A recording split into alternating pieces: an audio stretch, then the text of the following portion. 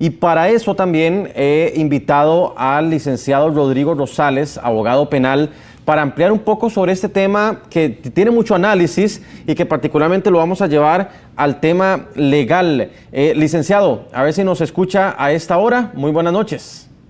Muy buenas noches para ustedes y su respetable audiencia. Muchas Les gracias. escucho Don Rodrigo, lo interrumpí más bien, qué pena, pero aprovecho de una vez para hacerle la primera pregunta. Actualmente, para explicarle a la gente por qué es ilegal en Costa Rica, si nos lo explica desde el punto de vista legal y su conocimiento, para a partir de aquí empezar a analizarlo. Adelante.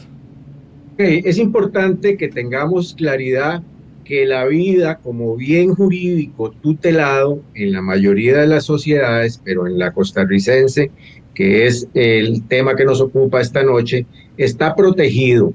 Está protegido por el artículo 21 de la Constitución Política, que establece que es absolutamente inviolable.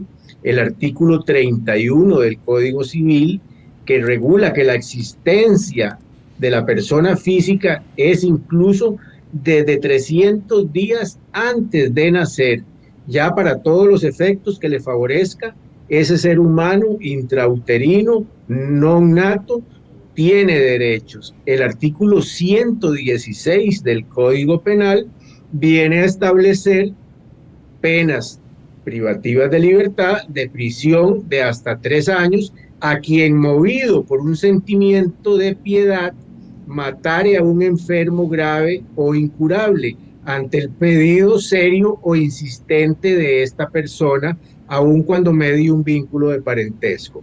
Entonces vemos que también la norma represiva, la norma sustantiva penal, establece una pena de prisión por este tipo de homicidios movidos por piedad. Claro. ¿Qué ocurre? Incluso a nivel de convenios internacionales, también tenemos la Corte Interamericana de Derechos Humanos, la Convención Americana de Derechos Humanos, que tutelan el derecho a la vida, de manera tal que la vida efectivamente está regulada, como vimos, desde antes de nacer. Claro. Ahora, licenciado, ¿qué pretende el proyecto de muerte digna que se presentó en la Asamblea Legislativa? Como lo decía Francesca, en otras ocasiones se ha tratado, se archiva, ¿verdad? ¿Qué es lo que pretende? ¿Habría una modificación a todo eso que usted me acaba de indicar? Porque incluso hay convenios internacionales. ¿Cómo lo analiza usted? Sí, yo estaba estudiando el proyecto 25455, que fue promovido por 7 funcionarios de la Asamblea, 7 señores diputados de diferentes bancadas, y el proyecto es interesante hacer un análisis objetivo. Y digo objetivo porque este es un tema muy polémico, siempre van a haber posturas a favor y posturas en contra. Lo primero que hay que diferenciar es lo que es una eutanasia activa y lo que es realmente, que es lo que busca el proyecto, que es una muerte digna. Son dos cosas diametralmente opuestas. En el primero de los escenarios, lo que se establece es la posibilidad de que una persona pueda infringirse su propia muerte mediante la ingesta de algún fármaco, algún veneno o a través de un tercero, por ejemplo, un médico. Eso está excluido en el proyecto. Lo que busca el proyecto desde el punto de vista de su esencia es armonizar esa tutela que tiene la vida, como explicamos anteriormente, armonizarla ¿con qué? Con el principio de autonomía de la voluntad, de autodeterminación, el principio de tener dignidad, incluso hasta el momento de su muerte. Muy importante que la respetable audiencia dimensione que no es matar a una persona.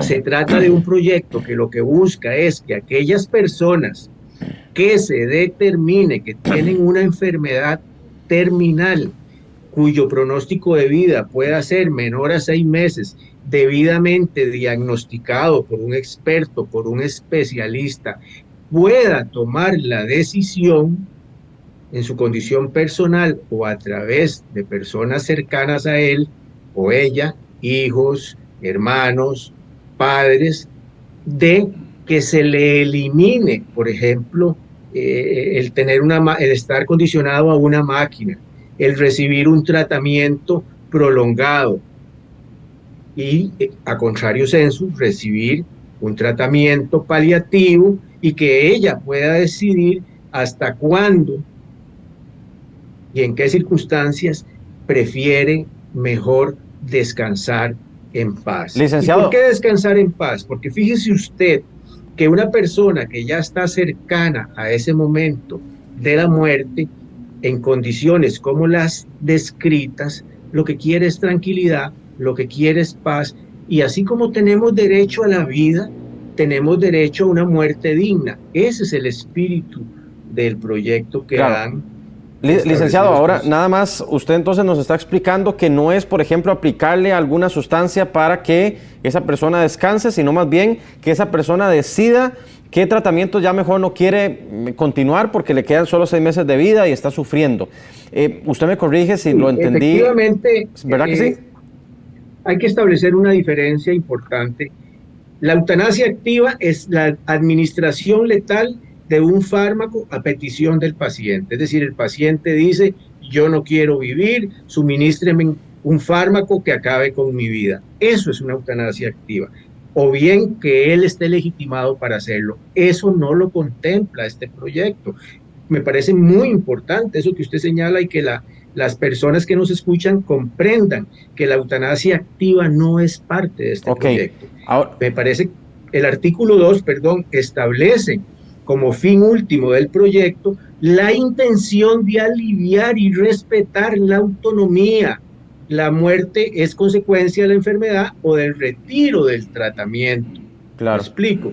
Y lo otro entonces, en ese sentido, licenciado, es que si se aprobara la ley, que estamos haciendo aquí ya una hipótesis, eso no chocaría con convenios y con temas constitucionales que hemos aprobado.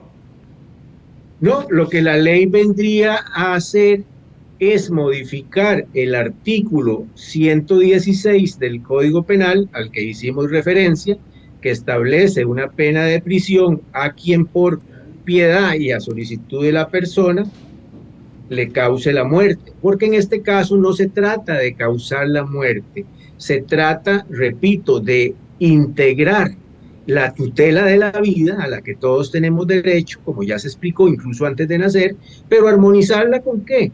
Con el derecho a vivir esos últimos momentos de manera digna, de manera honorable, si se quiere. ¿Por qué razón una persona va a estar pegada a una máquina, estar sufriendo si al final en 2, 3, 4, 5, 6 meses va a ser la misma circunstancia? ¿Por qué va a estar también la familia sufriendo si se le pueden dar los cuidados paliativos y si la voluntad de esa persona, que incluso en vida ella pudo haberlo manifestado, incluso inserto en un testamento, que en circunstancias como las descritas no quería dejarlo manifestado, estar pegada a una máquina o sufriendo la ingesta, los efectos secundarios de medicamentos, de fármacos, de antibióticos y multiplicidad de situaciones que lo que van a hacer es terminar de deteriorar no solamente su condición en el cuerpo, sino su condición psicológica, su condición anímica. Licenciado. Ahora se habla mucho del tema de lo que ha ocurrido en España. Si podemos tocar un poco. Sí, justamente a eso iba. Entonces, aquí, digamos, una de las preguntas que yo tenía era en qué se diferencia lo que pasó en España a lo que este proyecto está planteando. Pero bueno, ya de previo usted nos ha dicho que hay una diferencia importante porque en España se decide aplicarle una dosis química para que justamente la persona pueda ya fallecer. ¿Es así? Sí, efectivamente, pero además de lo que usted muy bien señala, hay que tomar en consideración que lo que ocurrió con Noelia es una causalidad totalmente distinta. Noelia fue agredida sexualmente por una multiplicidad de sujetos. Esto le causa a ella un efecto, una consecuencia desde el punto de vista moral, psicológico, devastadora. Posteriormente, ella trata de quitarse la vida, entiendo, lanzándose de una altura importante de un edificio y no muere.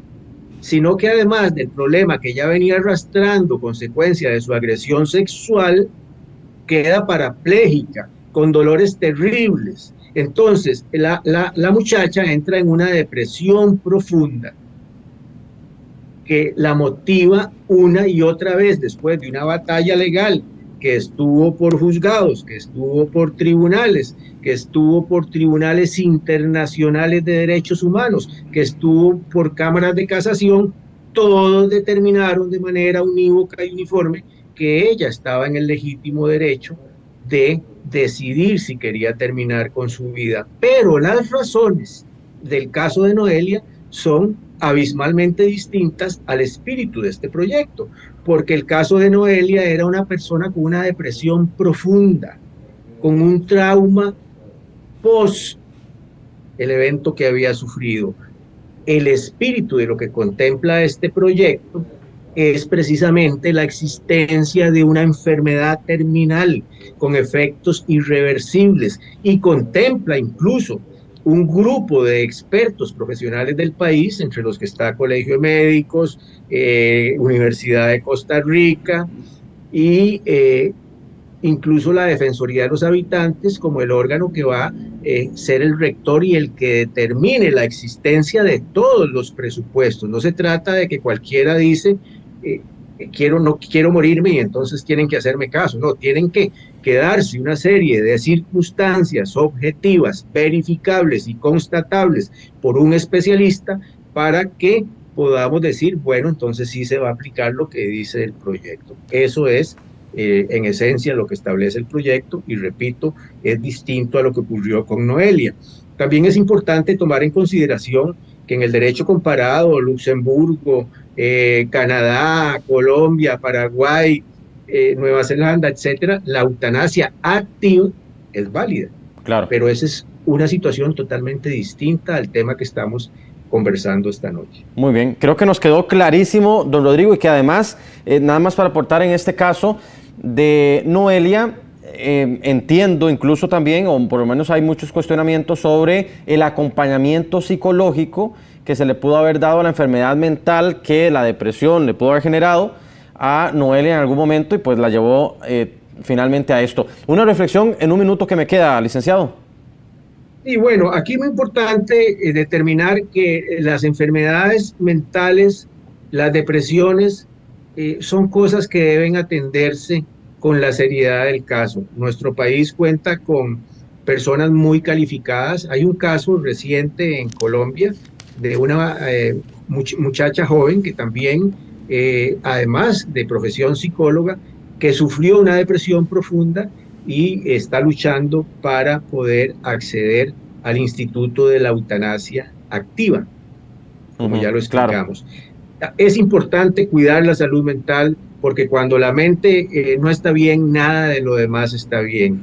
Pero también es importante respetar la dignidad, el deterioro crónico progresivo y que las personas, así como tenemos derecho a la vida, tenemos derecho también a una muerte digna y a que se nos respete nuestra voluntad en momentos tan críticos y tan caóticos como el partir de este mundo.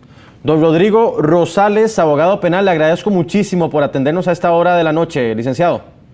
Muy honrado con ustedes por haberme invitado. Un gran abrazo y buenas noches para todos. Igualmente, muy buenas noches. Continuamos.